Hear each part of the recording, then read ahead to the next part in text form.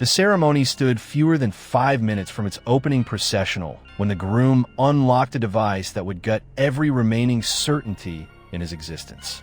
Her phone. The initial discovery registered as a singular infidelity.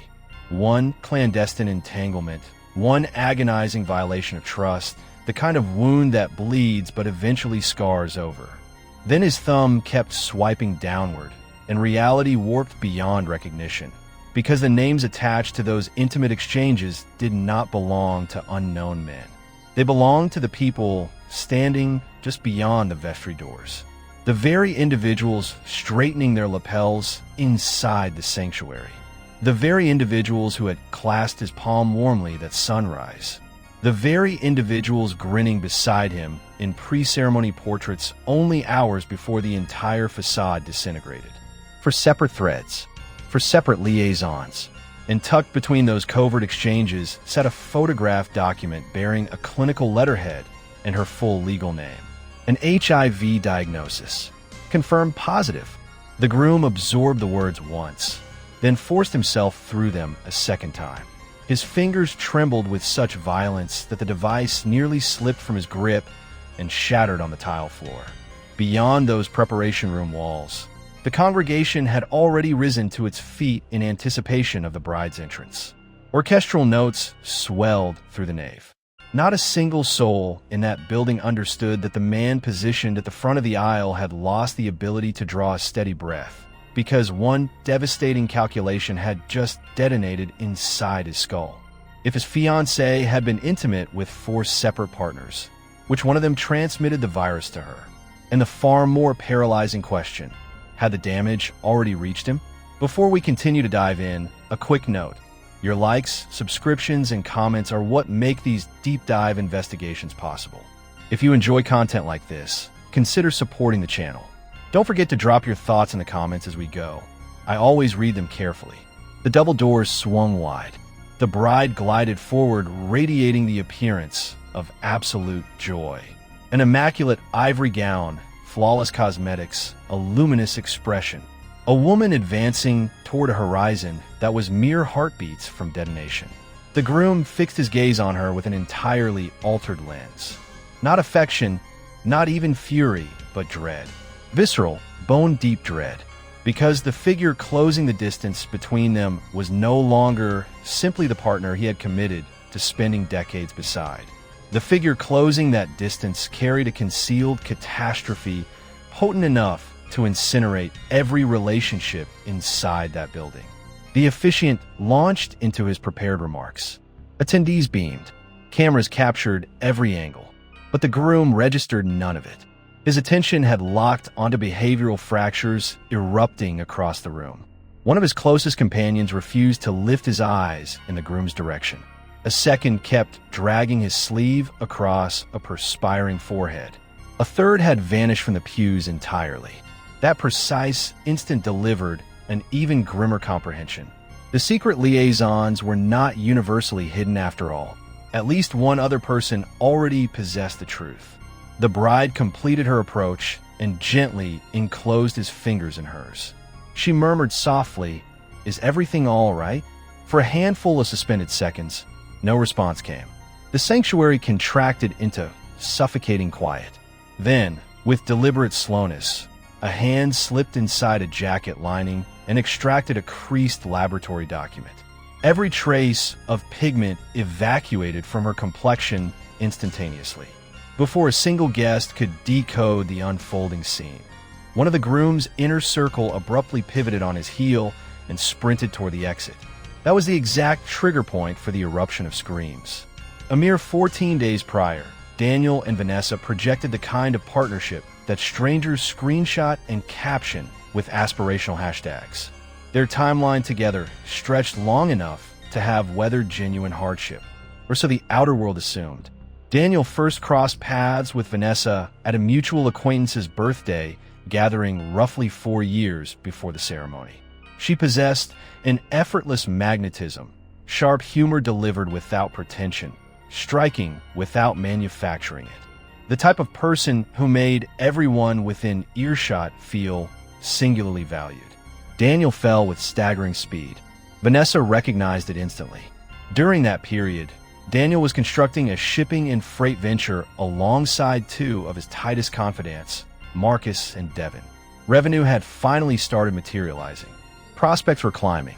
Vanessa slotted into his envisioned trajectory with seamless precision. Within a handful of months, she had woven herself into every communal ritual. Board game gatherings, celebratory dinners, weekend road excursions, seasonal get-togethers. She assimilated into Daniel's social orbit so organically that over time no one perceived her as merely Daniel's partner. She had become an embedded member of the collective. And perhaps that exact dynamic planted the earliest seeds of catastrophe. Because as familiarity deepened, guardrails quietly eroded. The initial signals appeared trivial. Vanessa exchanging banter with Marcus at a frequency that exceeded casual friendliness. After-hours group video calls that persisted long past the point Daniel drifted off to sleep. Inside references shared exclusively between her and Jalen that nobody else could decode. But when confidence in the people closest to a person runs deep enough, the mind actively suppresses alarm signals. Daniel extended unquestioning faith to every individual involved, his companions above all. These were men he ranked as kin, men who propped him up when his enterprise nearly cratered, men who flanked him through the burial of his father, men he intended to designate as guardians for children not yet born. The notion that a single one of them could turn against him felt structurally impossible. Vanessa grasped that psychological architecture with precision. By the time preparations for the ceremony accelerated, proximity intensified dramatically. Bakery samplings, location scouting, stag party logistics, evening rehearsal run-throughs. Daniel spent most waking hours stretched thin between professional obligations and matrimonial expenses, a state of exhaustion that blinded him to accumulating anomalies. How Vanessa had abruptly started guarding her device with vigilant possessiveness. How Marcus inexplicably ceased bringing his own girlfriend to group functions. How Devin began deflecting his gaze the instant Vanessa appeared in a room. Isolated fragments, effortless to dismiss one at a time, devastating when assembled into a single mosaic. Then arrived the first genuinely unsettling episode. 10 days ahead of the ceremony, Daniel returned to their shared apartment early after scrapping a scheduled meeting. The space was unnervingly still, an oppressive kind of quiet. His first assumption was that Vanessa had left. Then sound erupted from the upper floor, a heavy impact followed by hurried movement. Daniel ascended toward the bedroom at a measured pace, and the moment Vanessa pulled the door open, the expression on her face broadcast pure terror, not the mild startle of someone caught off guard, but undiluted panic. Her hair was disheveled, her respiration ragged. Behind her, the bathroom faucet gushed at full pressure despite the fact that no one occupied the space. Daniel held her in an unbroken stare for several long beats. "Everything okay?" She manufactured a laugh far too abruptly. Of course, why wouldn't it be? An immediate sense of wrongness gripped him. But before he could interrogate it further, Vanessa threw her arms around him and pressed her lips to his with an urgency that felt calibrated, as though the gesture existed solely to redirect his attention. And momentarily, the tactic succeeded, at least until later that evening, when Vanessa lay unconscious beside him and the glow of an incoming notification illuminated her screen. A single text from a number stored nowhere in her contacts. The preview line displayed 7 words that rearranged every neuron in Daniel's brain. "He can never find out about us." A knot locked itself around his stomach instantaneously. Across nearly 4 years together, suspicion had never once infiltrated the relationship. From that second forward, each minor fabrication Vanessa had ever offered became impossible to wave away. Daniel attempted to convince himself that paranoia was warping his judgment. Perhaps the text carried an innocent explanation. Perhaps it was outdated. Perhaps some context existed that would expose his doubt as absurd. That is the corrosive function of deep attachment. It conditions a person to override instinct in favor of comfort. The following morning, Vanessa performed normalcy with surgical skill. A parting kiss before heading out, chatter about floral selections, grievances over table assignments. Meanwhile, Daniel's consciousness remained trapped in a loop, those 7 words cycling without pause. He can never find out about us. Every smile Vanessa directed at him now carried a synthetic quality. And the most excruciating dimension of the ordeal was that Daniel still wanted to accept her version of events. Because conceding the alternative meant conceding that the woman he had pledged his future to might be an entirely fabricated identity. Over the subsequent days, previously invisible patterns sharpened into focus. Vanessa transporting her phone to every room without exception, flipping its screen down the moment food arrived at the table, stepping out of earshot to handle incoming calls. And each time Daniel casually inquired about the caller, her responses arrived with rehearsed velocity. A relative, the event coordinator, a colleague named Jessica, every answer polished, every answer instantaneous, every answer suspiciously airtight. Then materialized another episode that embedded itself permanently in Daniel's memory. 5 days ahead of the nuptials, the entire social circle convened at a restaurant to lock down the remaining logistics for the bachelor and bachelorette outings. The opening stretch unfolded without incident. Laughter, ribbing, cocktails circulating. Midway through the meal, Daniel excused himself to field a business call. Upon returning to the table, the atmosphere had undergone a violent transformation. All dialogue had evaporated.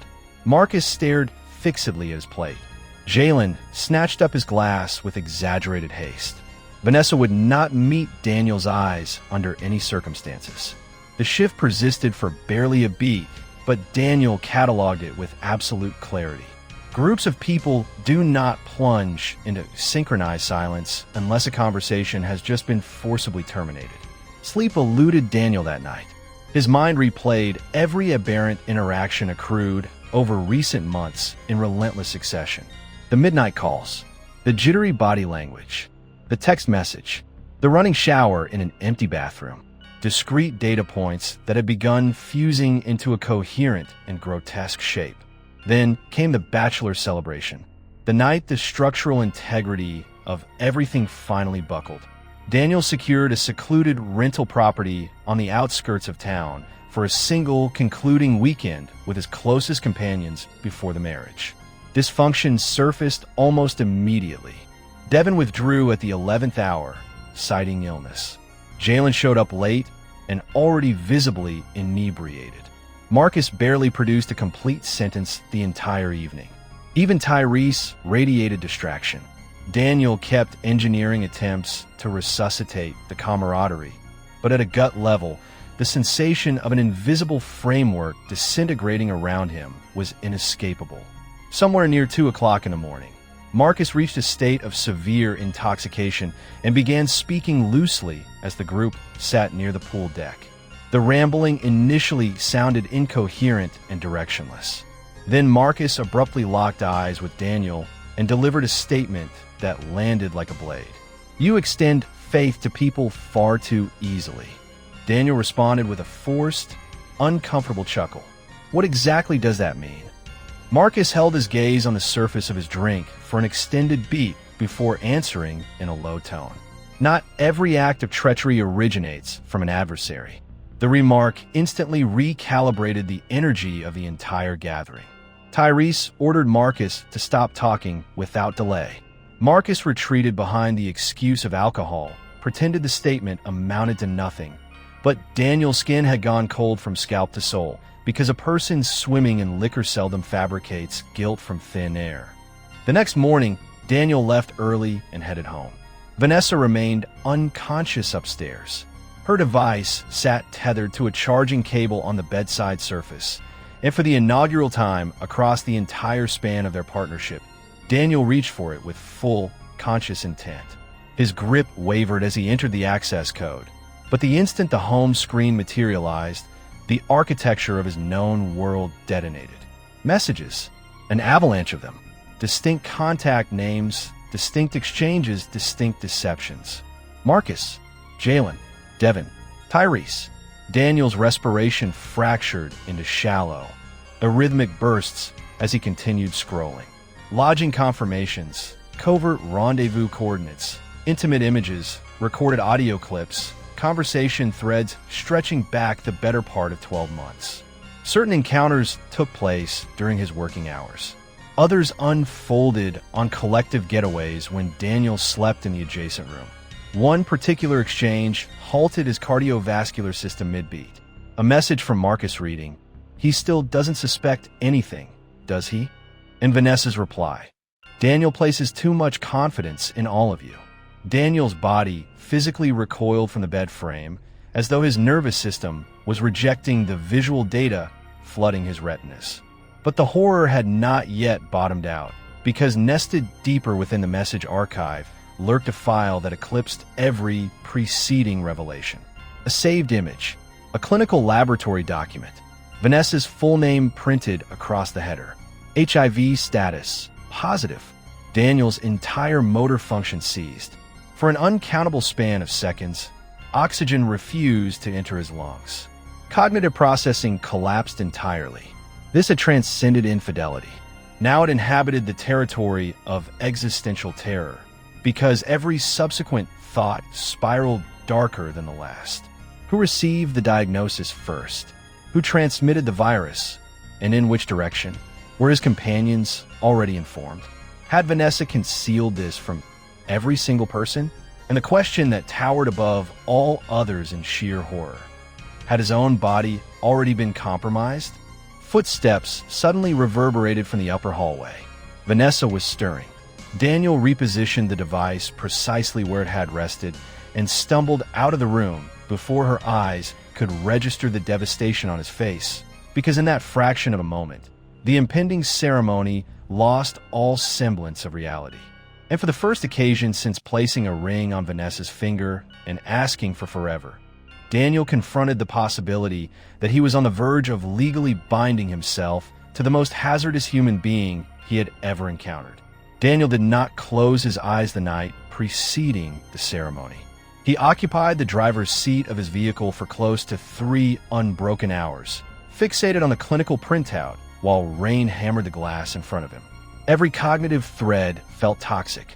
Rage, terror, revulsion, disorientation. But a single interrogation point dominated everything else and refused to dissolve. Was Vanessa suppressing the medical finding itself? Or was she suppressing the identity of the person responsible for it? At precisely 14 minutes past 6 that morning, his own screening results populated his inbox. Daniel accessed the notification with violently unsteady hands. Negative. For several suspended seconds, his eyelids dropped shut and he simply allowed air to pass through his chest. The wave of reprieve struck with such intensity it nearly triggered nausea. But that reprieve converted to white-hot fury in record time, because with his own health confirmed intact, nothing remained to shield Vanessa inside his psychological calculus. No justifications, no self-deception, no residual hope that he had misinterpreted a single fragment of evidence. She had fabricated their entire foundation.